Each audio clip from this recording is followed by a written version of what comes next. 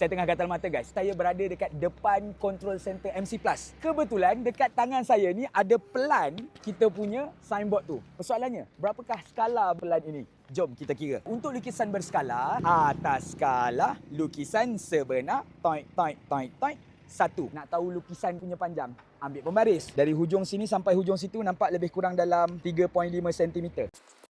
Panjang yang sebenar pula kita akan guna sentimeter. Kalau convert dia akan jadi 156.5 cm lah kan. Jadinya 1 nak jadi 3.5, darab 3.5. Ke bawah darab, naik atas jadi bahagi. 156.5 bahagikan dengan 3.5, kita akan dapat skalanya adalah 1:44.7 cm. Kalau kita nak buktikan skala saya ni betul ke tidak, kita ambil kepala L ni. Saiz dia adalah 1 cm. Jadi 1 cm dekat sini akan dapat 44.7 cm dekat kepala L tu. Tak percaya? Jom kita buktikan.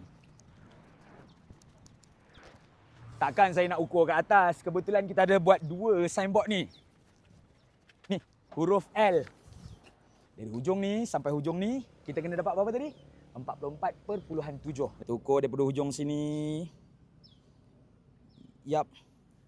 Sampai hujung sana tu. Tengok. Dapat berapa tu? Dapat 45 bro. Settle.